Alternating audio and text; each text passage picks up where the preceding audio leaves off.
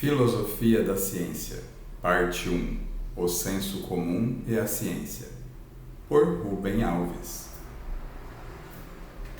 O que é isso? Ciência? Tem mais alguma coisa aí? Tecnologia? Não, tem mais alguma coisa aí. História. Ciência, tecnologia e história. Episódio de hoje: Filosofia da Ciência, Parte 1: O Senso Comum e a Ciência. O texto em itálico que aparece nessa apresentação é de autoria de Rubem Alves. Vamos começar com uma frase do economista sueco Gunnar Myrdal. Ele disse: "A ciência nada mais é que o senso comum refinado e disciplinado." Ok, mas o que é senso comum? Vamos descobrir. Para descobrir o que é o senso comum e como que ele se transforma em ciência, vamos falar sobre o que é um cientista. Seria o gênio louco que inventa coisas fantásticas? O tipo excêntrico? Excêntrico? Fora do centro? Manso? Distraído? O indivíduo que pensa o tempo todo sobre fórmulas incompreensíveis ao comum dos mortais? Alguém que fala com autoridade, que sabe sobre o que está falando, a quem os outros devem ouvir e obedecer? O cientista virou um mito, e todo mito é perigoso, porque ele induz o comportamento e inibe o pensamento. Mito é perigoso. Este é um dos resultados engraçados e trágicos da ciência. Se existe uma classe especializada em pensar de maneira correta, os cientistas, os outros indivíduos são liberados da obrigação de pensar e podem simplesmente fazer o que os cientistas mandam. Não pensamos, obedecemos. Não precisamos pensar porque acreditamos que há indivíduos especializados e competentes em pensar. Pagamos para que ele pense por nós.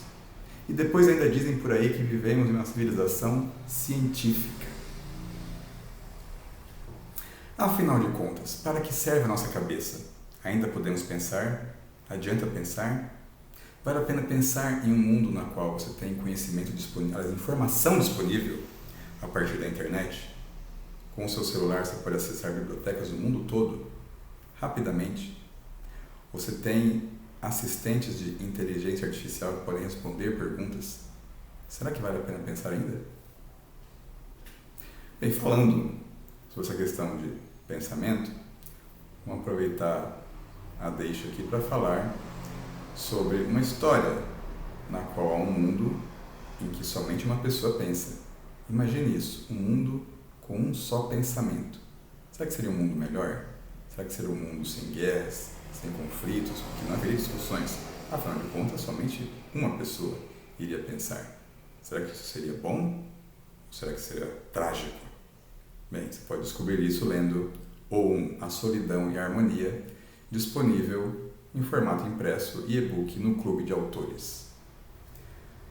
Vamos voltar para o mente do cientista e resgatar uma frase de Albert Einstein, na qual ele diz: "A personalidade criadora deve pensar e julgar por si mesma, porque o progresso moral da sociedade depende exclusivamente de sua independência." Einstein aqui então está relacionando a independência da sociedade e, por consequência, dos indivíduos ao ato de pensar. E não somente isso, ele está falando que as pessoas, se elas quiserem não somente usar o que outros criaram, mas criarem por si mesmas, elas precisam pensar. Essa é uma frase do Einstein mesmo, né? Nós temos referência, no final nós mostramos isso, não é uma frase aleatória que alguém atribuiu ao Einstein só para poder colocar na internet. Antes de mais nada, é necessário acabar com o mito de que o cientista é uma pessoa que pensa melhor do que as outras. Cientistas são como pianistas que resolveram especializar-se numa técnica só. Essa é uma analogia do Rubem Alves, eu compreendo ela, né? Você, ao tocar piano, que é uma coisa complicada, você tem que dominar várias técnicas, vários movimentos com as mãos, além de ter que prestar atenção simultaneamente à partitura. Mas eu não conheço muito piano, eu conheço melhor violino. Então eu vou falar sobre o violino. O violino tem várias técnicas também. As pessoas sabem que você pode passar a corda, deslizar a corda sobre o arco do violino e produzir som, mas também pode pegar e beliscar a corda, puxar a corda. Esse é o pizzicato. Essa é uma técnica do violino, mas não dá para tocar, né, composições só com essa técnica. É uma técnica legal.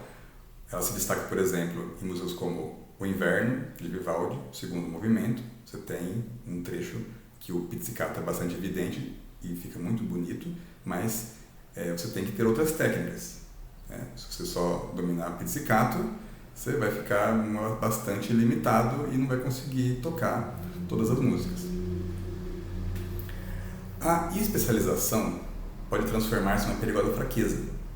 Um animal que só desenvolvesse e especializasse os olhos se tornaria um gênio no mundo das cores e das formas, mas se tornaria incapaz de perceber o mundo dos sons e dos odores, e isso pode ser fatal para a sobrevivência.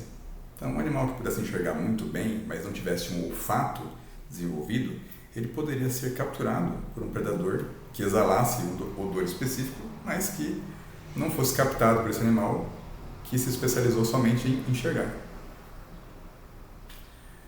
O especialista pode se tornar um alienado, que não está ciente do que ocorre ao seu redor.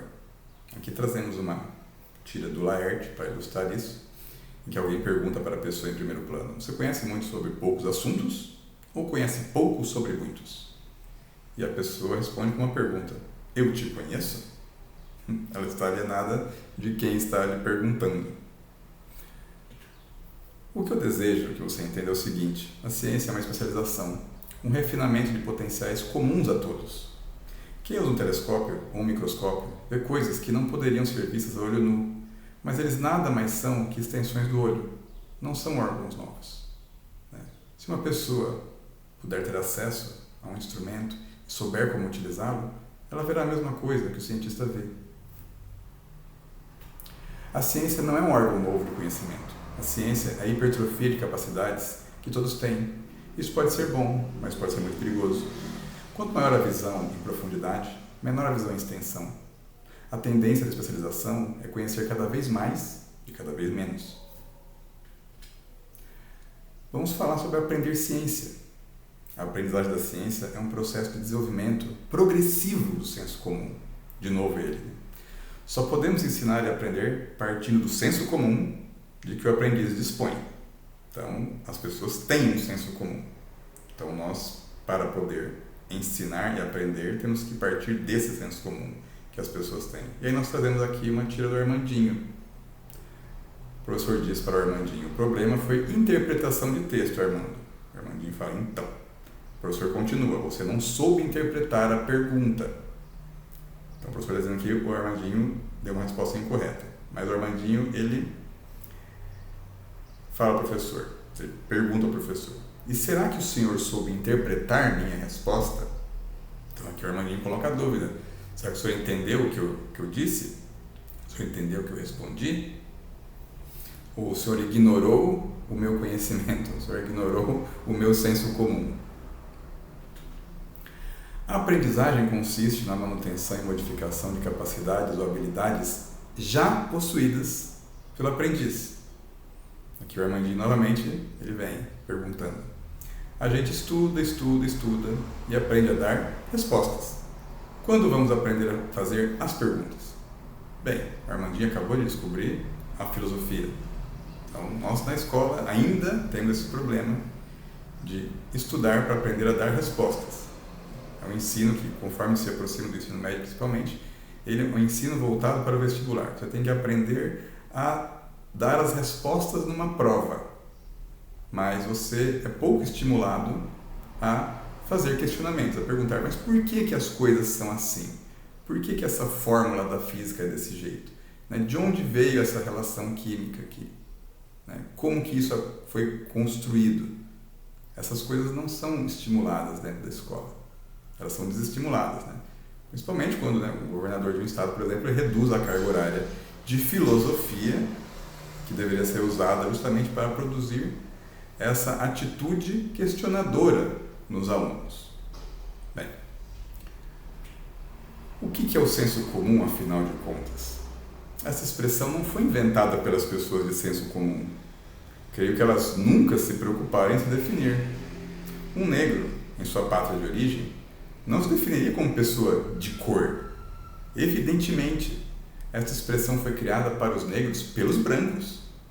Da mesma forma, a expressão senso comum foi criada por pessoas que se julgam acima do senso comum, como uma forma de se diferenciarem das pessoas que, segundo seu critério, são intelectualmente inferiores. Então nós vemos que o senso comum não é tão comum assim. Mas as pessoas supostamente intelectualmente inferiores têm de lidar diariamente com problemas econômicos, processar uma série de informações, decidir equilibrando fatores simbólicos, sociais e políticos. Tudo isso sem os instrumentos que a ciência definiu como científicos. As pessoas já sobreviviam antes da ciência. Aí Rubem Alves diz o seguinte: prefiro não definir o senso comum.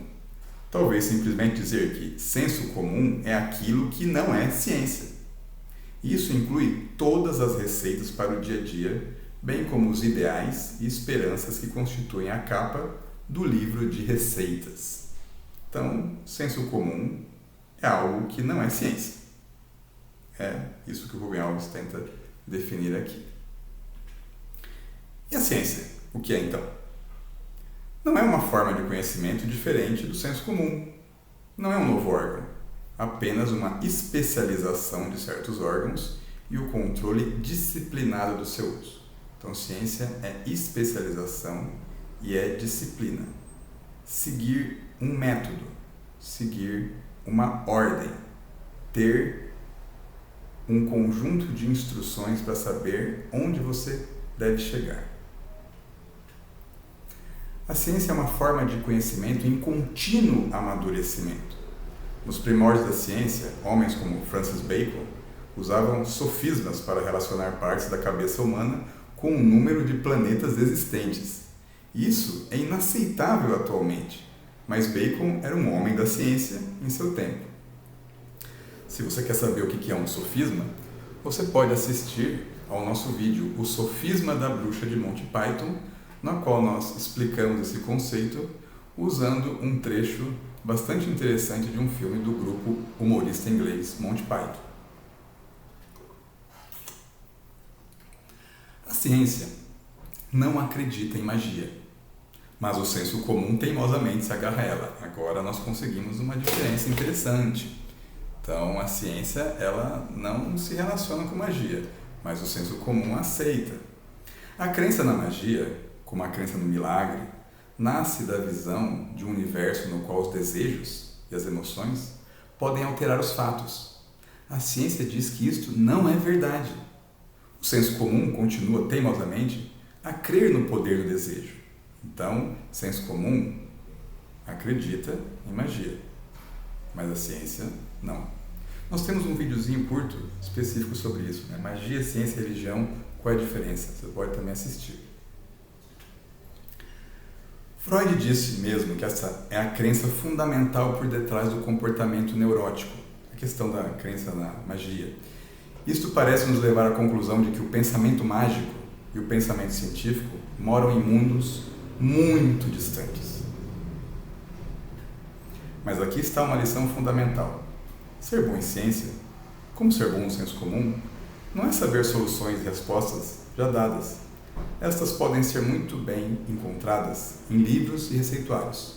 Ser bom em ciência e no senso comum é ser capaz de inventar soluções. Aqui é uma indicação de um filme muito interessante sobre isso. É o filme O Menino que Descobriu o Vento, disponível na Netflix, que fala, é uma história real de um garoto que constrói uma turbina eólica para salvar o seu vilarejo que jaz na miséria absoluta, depois de vários desastres naturais e ainda um saque por causa da fome extrema. Eu recomendo fortemente esse filme para você. Bem, seguindo aqui, o senso comum e a ciência são expressões da mesma necessidade básica, a necessidade de compreender o mundo a fim de viver melhor e sobreviver. E para aqueles que teriam a tendência de achar que o senso comum é inferior à ciência, Eu só gostaria de lembrar que por dezenas de milhares de anos os homens sobreviveram sem coisa alguma que se assemelhasse à nossa ciência. A ciência, curiosamente, depois de cerca de 4 séculos, desde que ela surgiu com seus fundadores, está colocando sérias ameaças à nossa sobrevivência. Nós vemos um aquecimento global que está realmente assim em evidência e agora ninguém pode negar que ele existe. E a contribuição para o aumento da temperatura está em produtos da ciência do homem. Bem, aqui nós terminamos a primeira parte do nosso curso. Esse curso aqui é baseado no livro Filosofia da Ciência, Introdução ao Jogo e Suas Regras, de Rubem Alves. E a citação que nós fizemos do Einstein é do livro Como Vejo o Mundo. Neste livro você pode encontrar muito do pensamento de Albert Einstein. Pensamento verdadeiro, não de memes e imagens aleatórias da internet. Continue seguindo o nosso curso. Aprenda a pensar.